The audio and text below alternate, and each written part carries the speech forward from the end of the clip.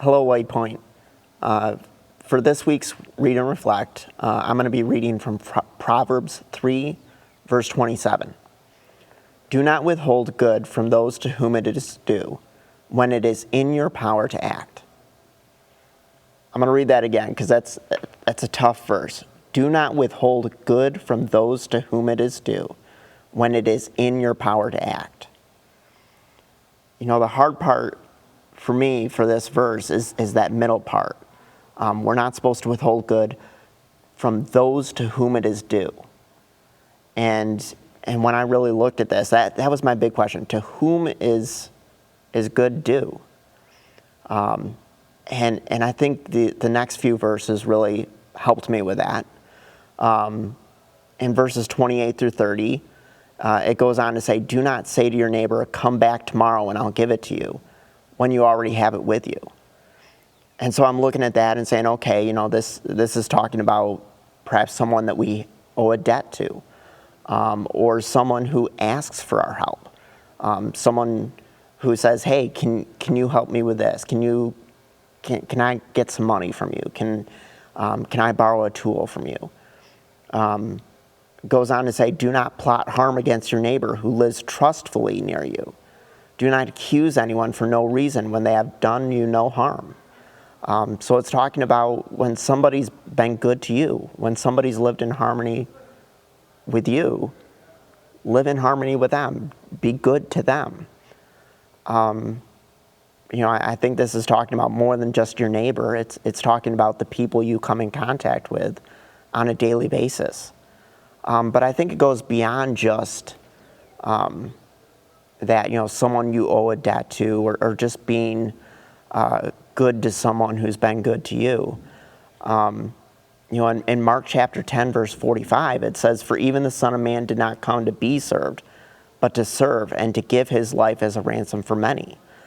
So we're called to serve others, to be servants.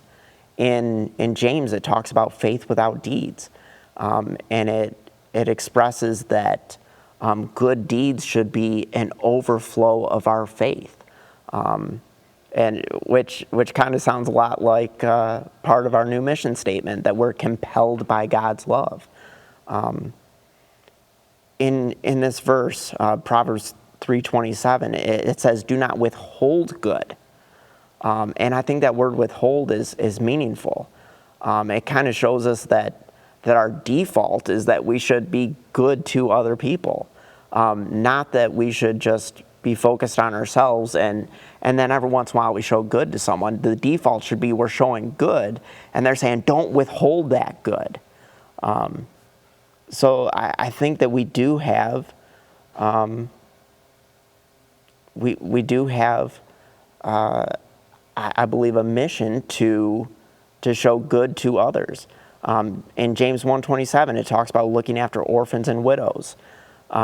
In John 15, it says, love each other as I have loved you. In 1 John chapter 3, verse 17, it's very pointed, and it says, if anyone has material possessions and sees a brother or sister in need and has no pity on them, how can the love of God be in that person? So when we talk about to whom good is due, I think in some respect, everyone has a claim on the love that we have through God. Now, why would this verse be saying this? Why is it so important that this is in the Bible? If it's such an easy thing and everyone's doing it, why are we pointing it out? It's because it's not always an easy thing.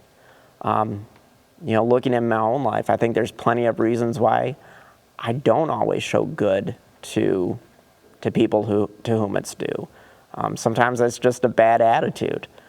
There's days where I'm frustrated and I have little patience with people and I'm focused on myself. And somebody says, hey, can you help me with this? And I don't want to help them. There's times where I'm miserly. You know, I'm greedy and I don't want to share my possessions with other people. Share what I've been blessed with. So this is not always easy, but my hope is that in the future I can keep this verse in mind, that when I'm given the opportunity do good. When it's in my power to act, that I'll remember to not withhold good and to show good to other people. Have a great week, Waypoint. Thank you.